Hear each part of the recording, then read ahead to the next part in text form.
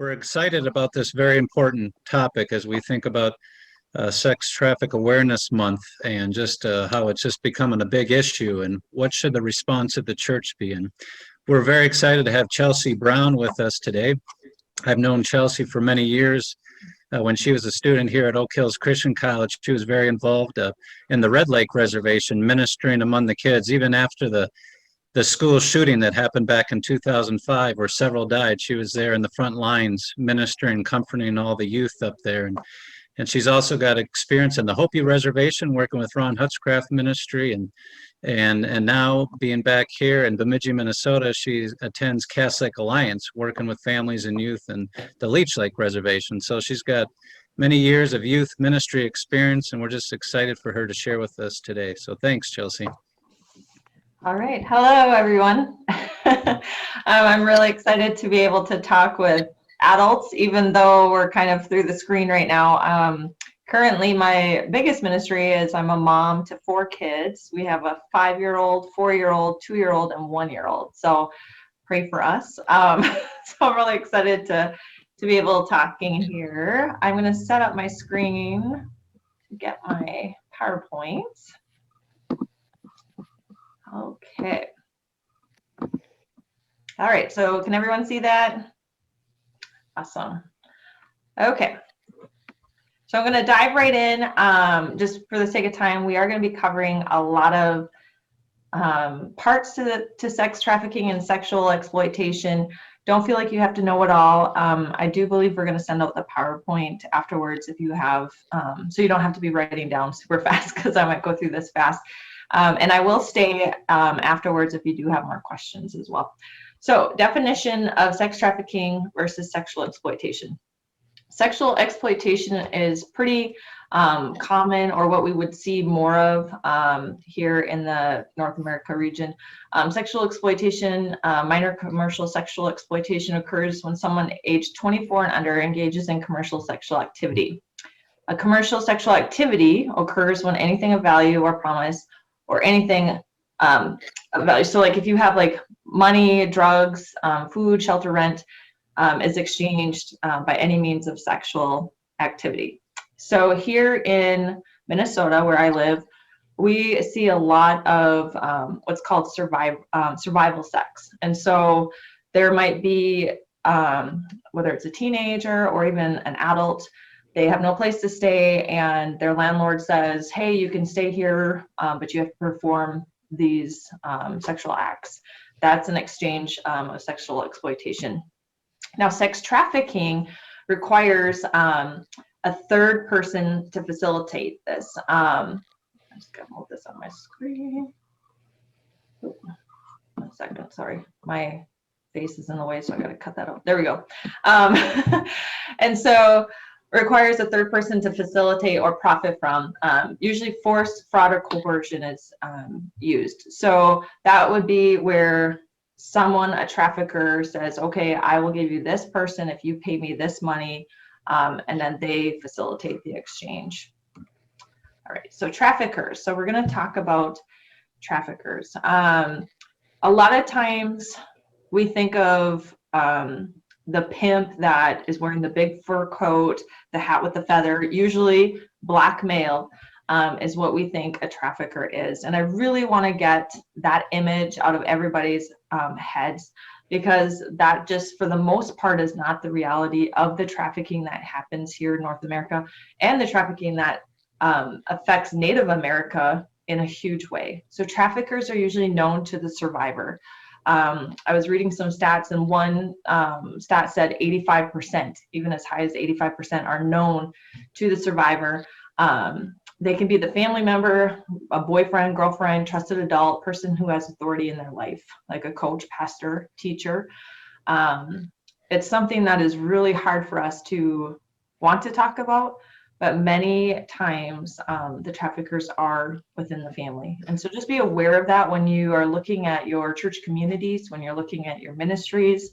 A lot of times we teach our kids, don't hop in the van if they offer you candy, but the reality is, unfortunately, trafficking and sexual exploitation has progressed so much in our communities that it's generational, so it's family members.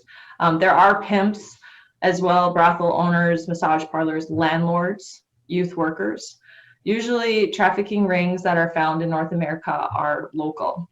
So I was watching the trafficking training that actually just came out this week from Navajo Nation, and they said majority were within that county. There was 93 girls that had been rescued and recovered, and only 3 were from out of state. 3 or 6 were out of state. And so a lot of times trafficking rings are local. The survivors are being trafficked even in their community or up to like a few hours away within their community. Grooming can take place for short or long periods of time. So somebody who might meet somebody and have a boyfriend or a girlfriend or a trusted adult, everything might be fine for weeks, months, even years before trafficking is introduced to them. So just be aware of that. So grooming youth, what does that look like?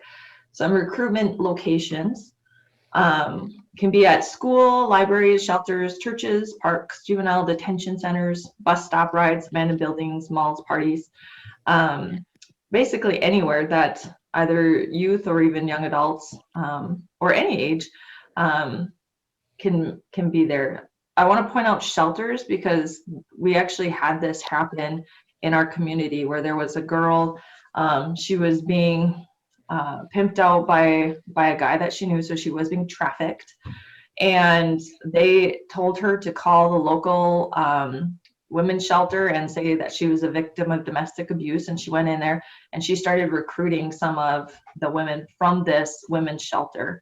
So just be aware too that it's not necessarily men that are traffickers, but it can be other women that have been trafficked too.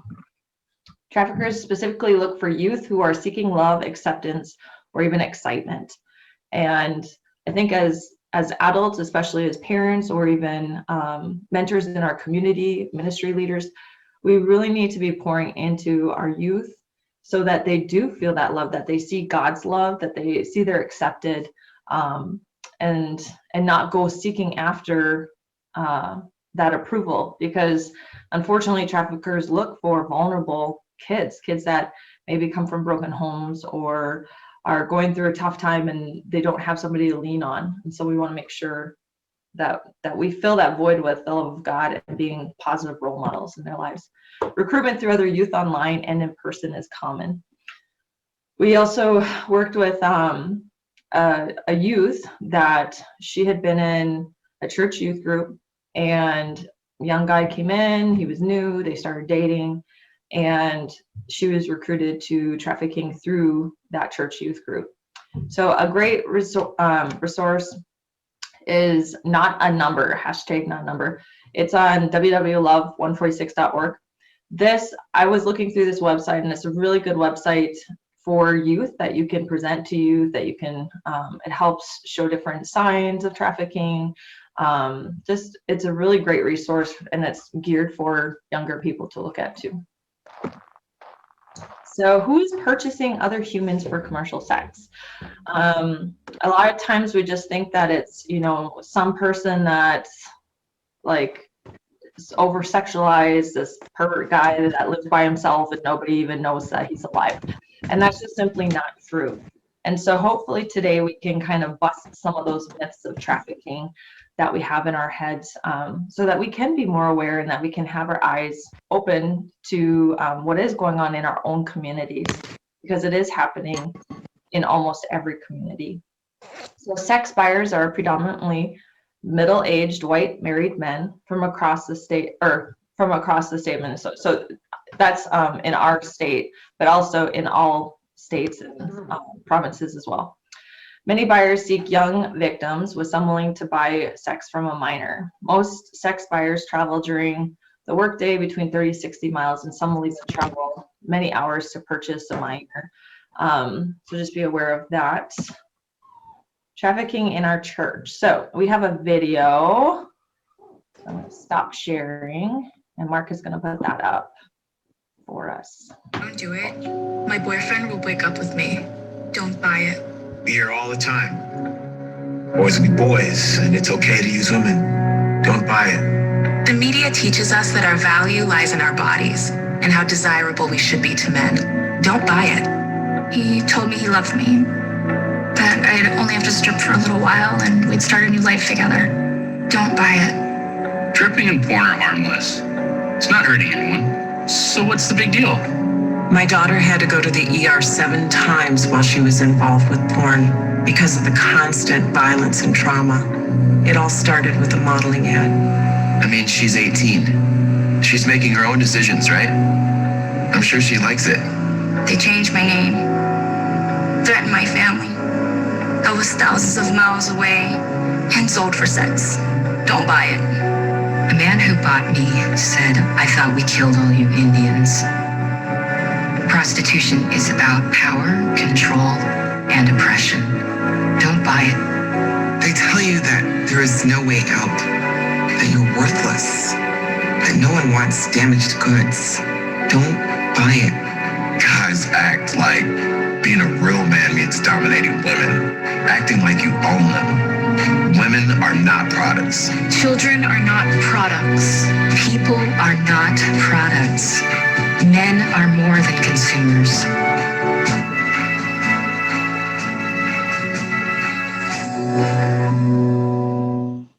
All right. So yeah, that video is from Don't Buy It, Men as Peacemakers.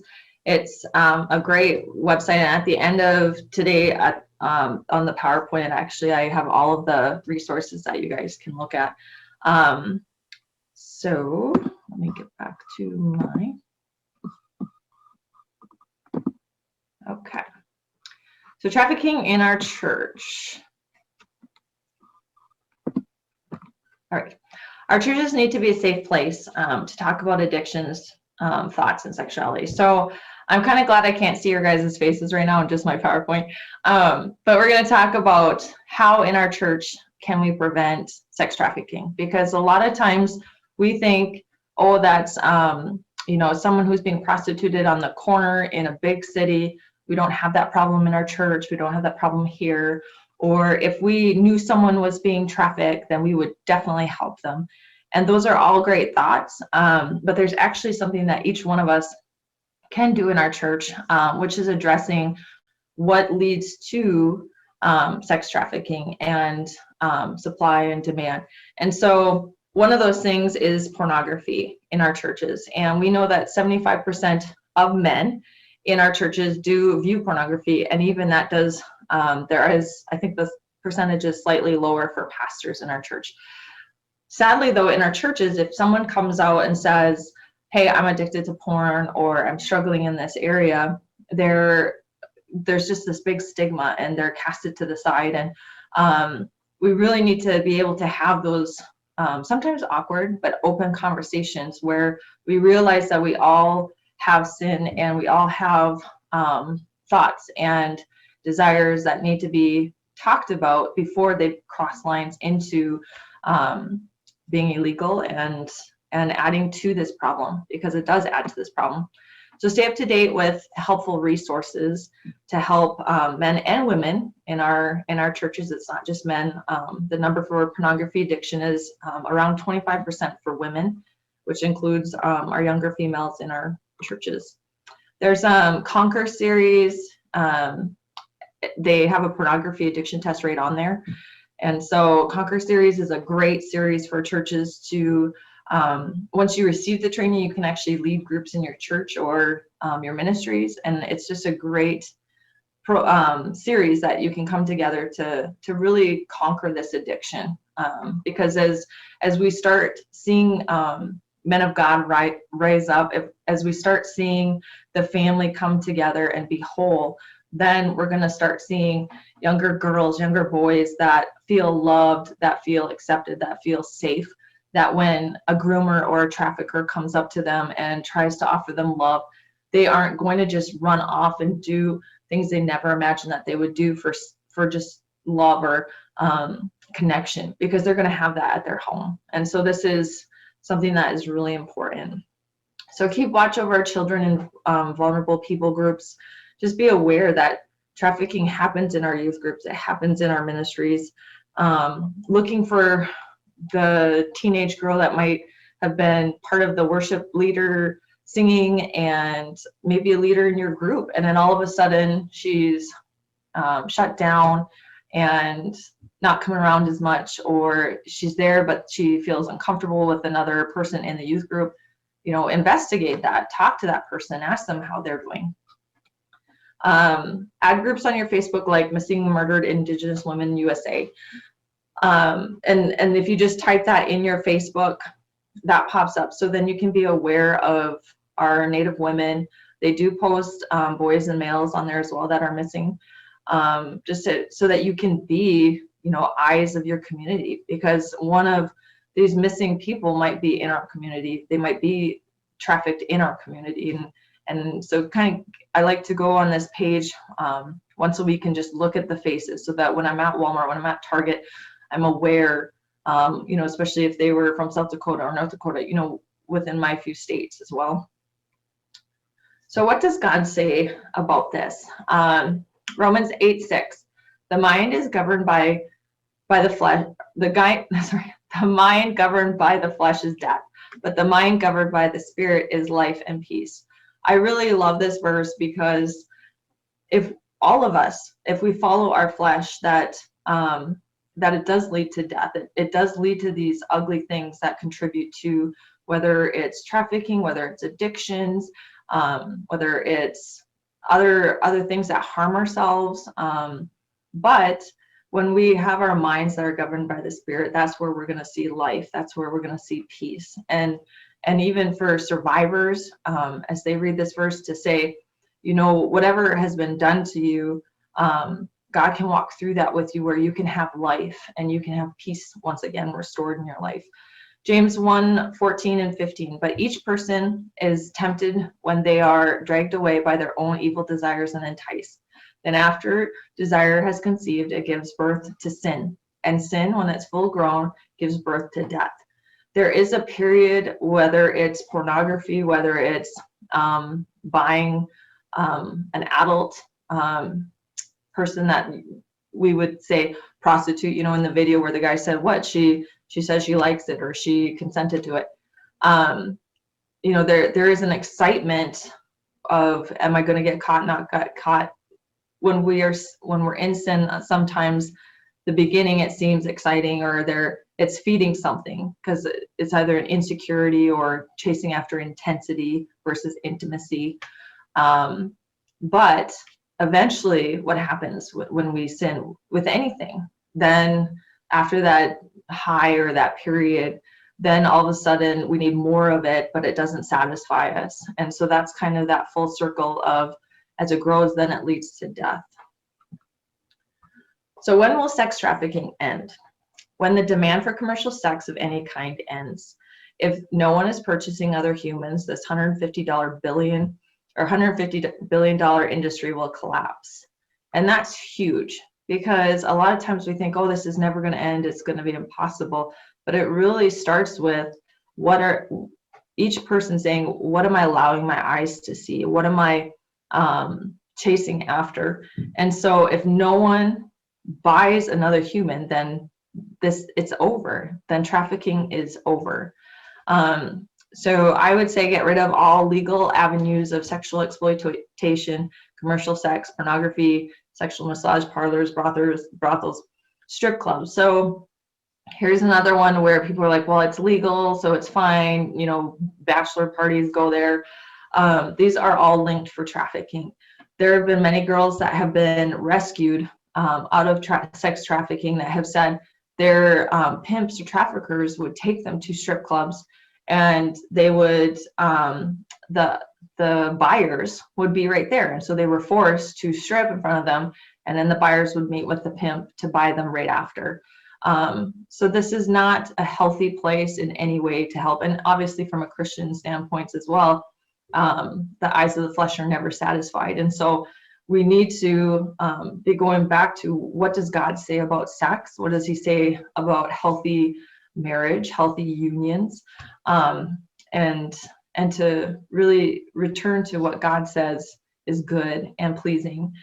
And then get rid of all social norms. So that boys will be boys. It's not cheating if they're just watching, things like that. And we've covered some of those myths already. So signs of trafficking. So if you have someone in your ministry, in your church, or just even you see at Walmart, or you see in your community, be on the lookout for some of these. So physical abuse, including burns, bruises, or cuts, sometimes they're not going to be noticeable. It might be kind of if they move their shirt up or something that you're going to see that. Sexualized behavior, sometimes that quiet kid all of a sudden completely shifts and is dressing a lot different. You know, something's going on. They're overly tired, lacks health care would be if you have somebody who's kind of living on their own and all of a sudden you start seeing a decline in their care. Withdrawn, depressed, or checked out. We see so many youth today that are already, you know, withdrawn, depressed, and checked out. But then all of a sudden you'll have someone in your group, like I talked about, where they're coming, they may be shy and quiet, but then the next time it's like you can see in their eyes that there's this emptiness, there's this loneliness, there's this hurt. Brags about making a lot of money. So this might be where the boyfriend talks to the girlfriend, says, hey, we can make, you know, $500 a night. You just have to start stripping, or you just have to start doing this.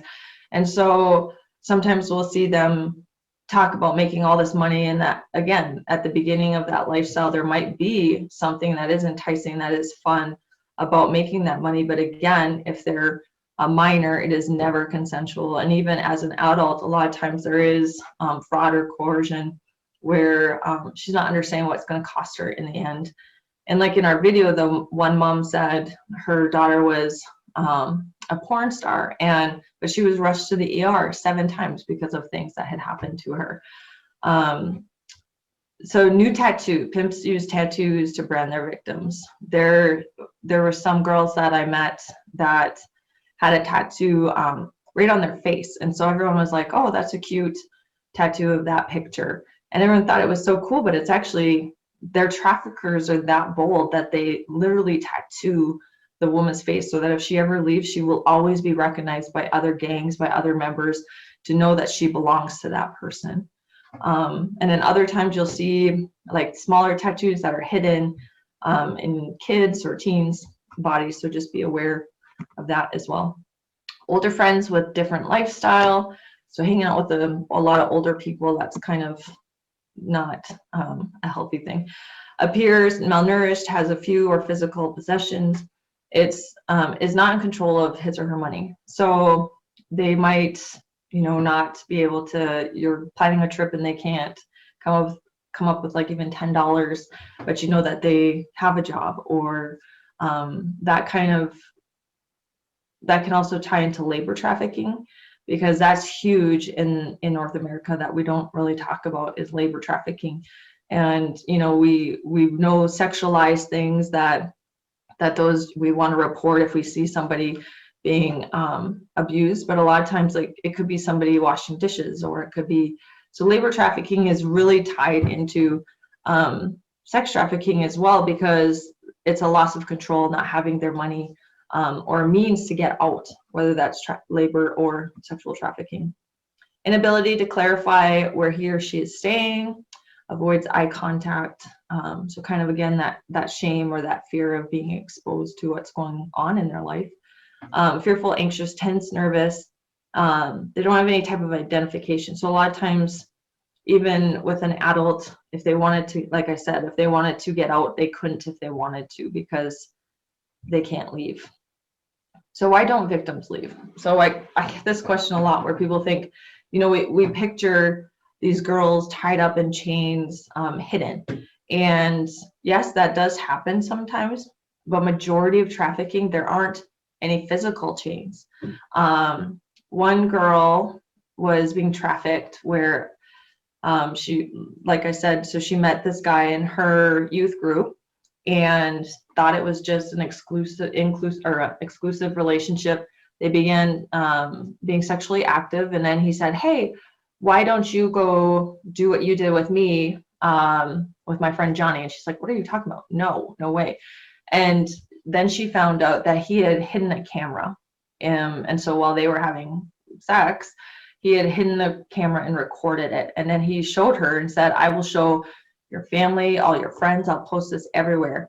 And so she was being trafficked out of a youth group because he had this video on her. So fear.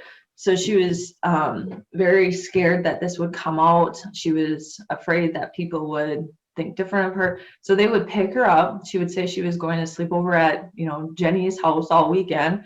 Her parents thought that she was just sleeping at her friend's house.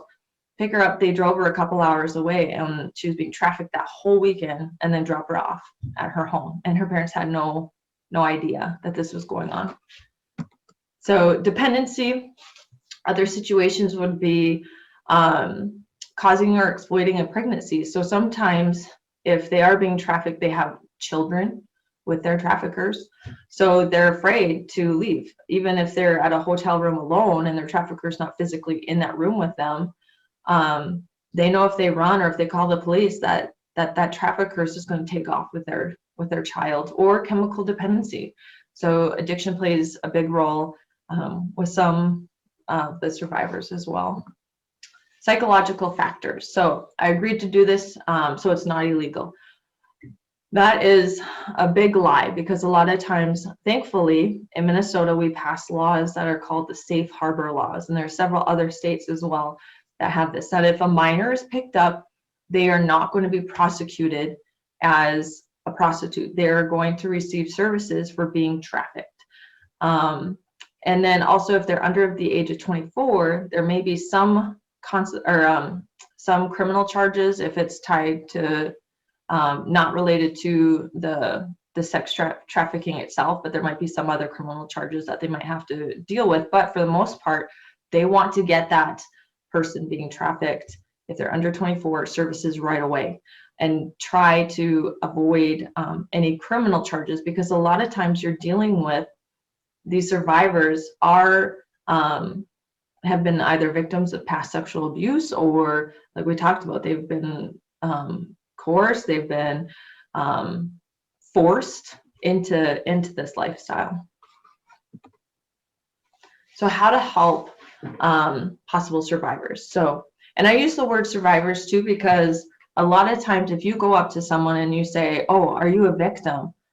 They might not think or even identify as a victim, because if I'm a victim, that means that I had no clue anything was going on. Or if I'm a victim, then people are going to look down on me. But a lot of times we want to use the word survivor, because in many trafficking situations, they just think that that's what they signed up for, and it's not, because it is never their fault when you have been lied to, coerced, when you've been forced, when you've been afraid for your life.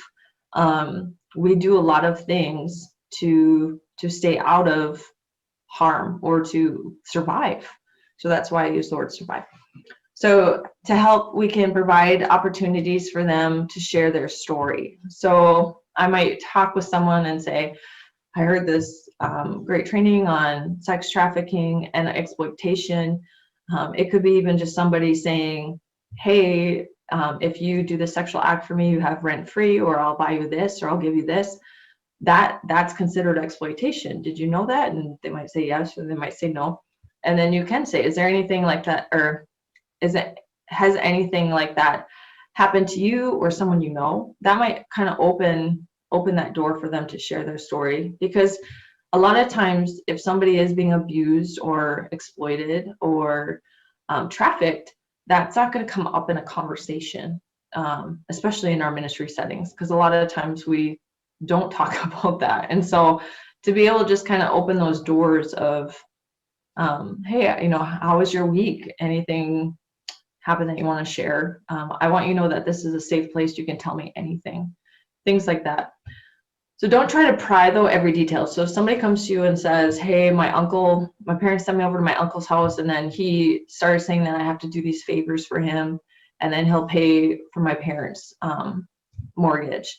So she's feeling stuck. Don't try to get like every detail. How many times did he traffic you? Because when a survivor is talking about what they've gone through. And anyone who's been through even a sexual abuse, it's like you're reliving it. If you haven't been through the counseling and worked through it, you can literally feel the exact same emotions that while you were being harmed or abused, you can feel that in that moment. So we don't want to be prying and getting every detail, but you can send them to the National Trafficking line. So this is across the US. So 888-373-7888. Maybe save that in your phones, just so that if you think somebody is being trafficked, that you can get them the help that they need. Provide options if they do choose to leave the lifestyle. And I use the word lifestyle because that is kind of the trafficking lingo. A lot of times when people come out, they say, you know, I'm in the life or the lifestyle. So teach survivors to be independent and not codependent on you. A lot of times survivors are codependent, and so if they're just all of a sudden codependent for you to do everything for them, that's not helping them, because that's still leaving them vulnerable to be trafficked again.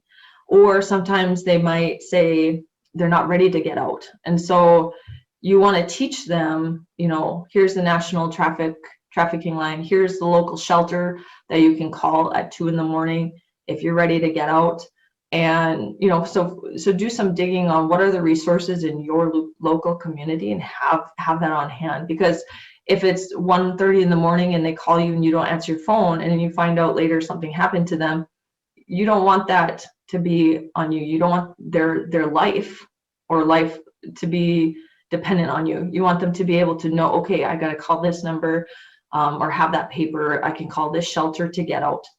Sometimes harm reduction is all they're willing to receive. This one is really hard. There were some girls, I worked with a ministry that we would call, and that were being trafficked through online, and so we called them and we said, God loves you, he sees you, you're not forgotten, and if you want out, call this number. We had a safe phone for them to call, and we said, you know, we will connect you with a team that can come and get you. And so we had teams that were ready to go get them, and sometimes they would say, I'm not ready, and it was so hard to hear that, and so needing to give them in that moment, okay, here's this helpline, or here's this phone number you can call if it's in the middle of the night, or here's the closest hotel, just run there and get there safe and give us a call. Or so sometimes harm reduction, because survivors may come out, but the fear or kind of the trauma that they've gone through, and the life that all that they know is that life, they may go back in it, and then they might come back out. So we want to make sure that we don't want to just go in there with a savior complex, or I'm going to save the day, I'm going to be a hero, but to really give them the resources that they need to survive. And so encourage freedom with the right information, like safe harbor law. So letting them know if address those fears. If they're afraid, I don't have a place to live. Okay, well, let's call, here's a place that helps homeless people that are your age. Or the safe harbor laws that you cannot be prosecuted if you are a minor for trafficking. Even if you've done things that you think are illegal, they will not prosecute you for those. They will get you the services you need to help. So the good news, I wrote all these out, but the woman at the well, how God just loves on her and says, you know, you've had several husbands, and but God doesn't just shame her or say like, oh, you're dirty or this. Like, it's so amazing when we get to see how Jesus interacts with women, and just his love, and God with Hagar, and she's desolate, and she looks at him and she says, you are the God that sees me. And so there's really assuring survivors that they're never too far gone. It doesn't matter what they've done, whether they've consented or not consented to it. They are never too far gone for God's love, his grace, his restoration, his purity in their life.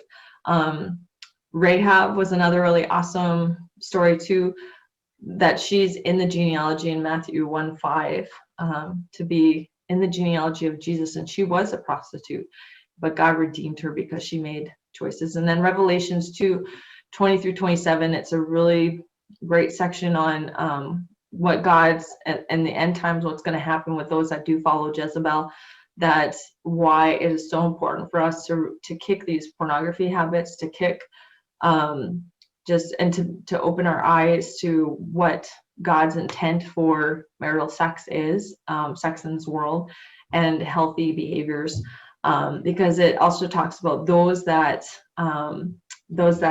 don't follow Jezebel, that they're going to be given that scepter, and they're going to be able to crush the enemy, because we have made ourselves pure before the Lord. So here are some resources. Not a Number was one that helps men as peacemakers. This is an awesome website to look at for all ages too, and they have a lot of different resources to talk to teen boys, to even for girls as well. But Don't Buy a Project is the videos that you saw. They also have shorter videos on there. National Human Trafficking Line, or if they want to text, so you can save that in your phone as well. Text help or info.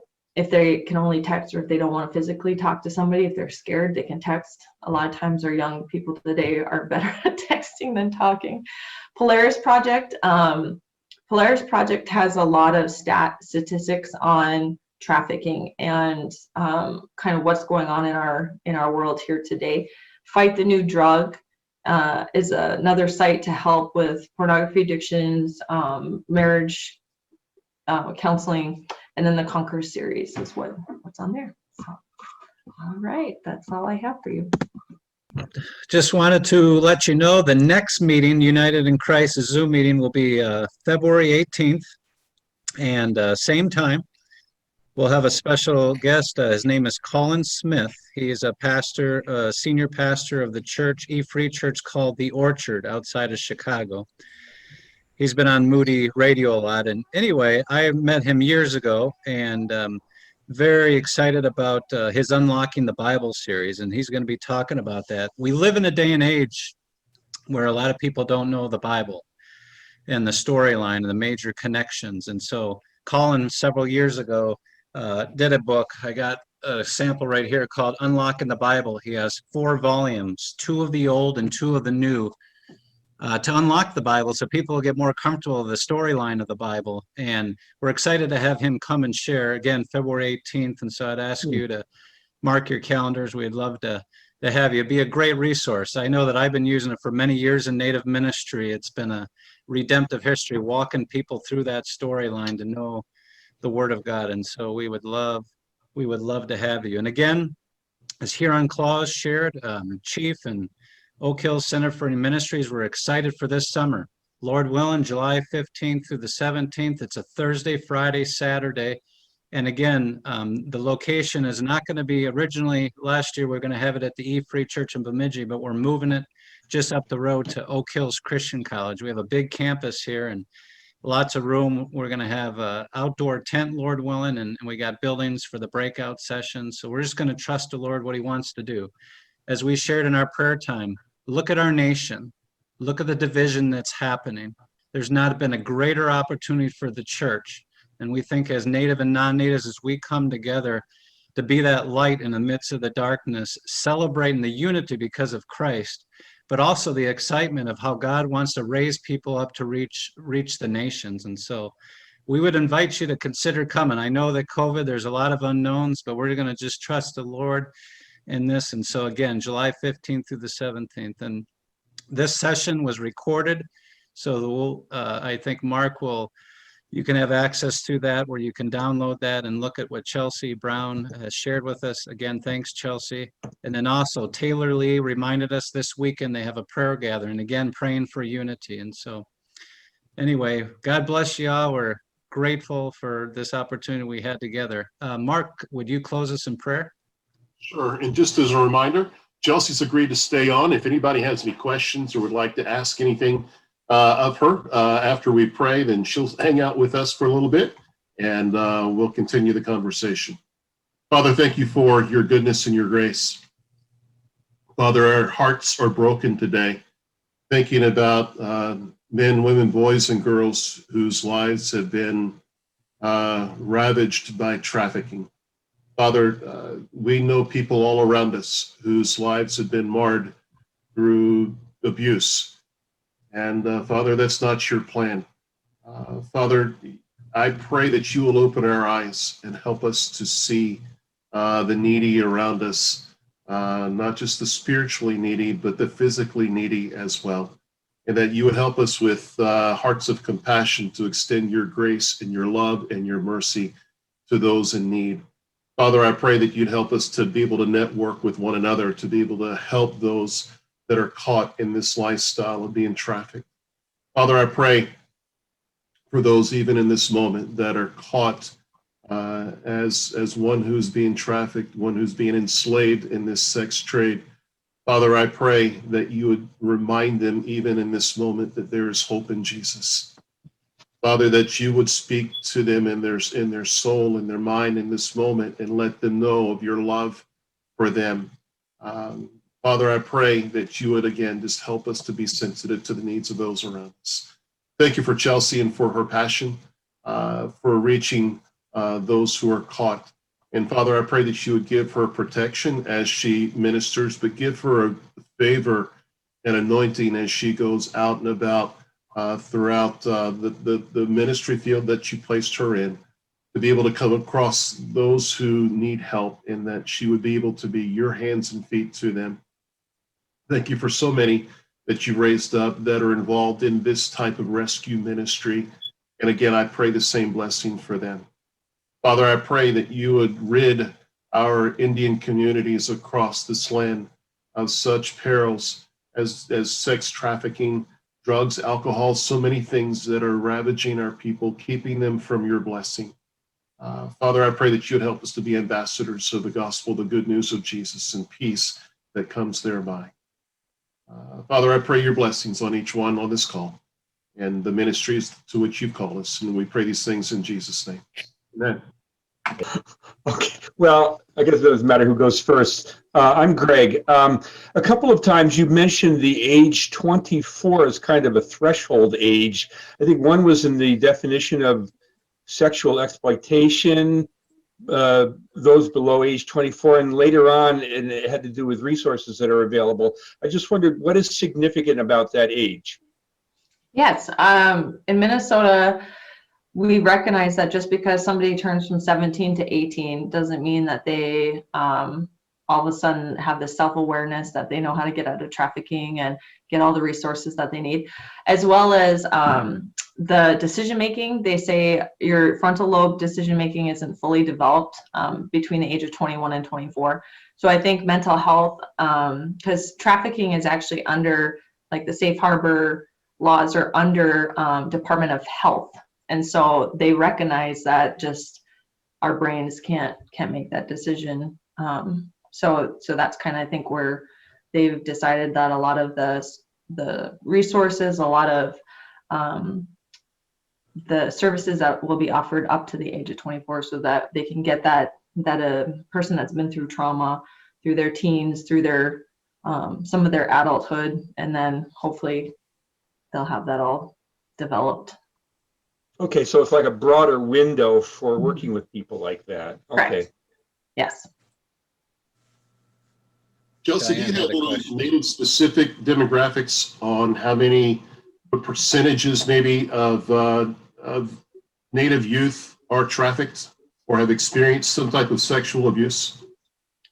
Sexual abuse, they do say for girls, it's on the reservation is between 1 and 3, and that's reported. And we all know with sexual abuse, especially even with trafficking, that's very underreported. So they're saying usually for girls 1 in 3, boys 1 in 5. And I'm not sure what the rest of the national average is. If it's, I think 1 in 5 for girls for the off reservation.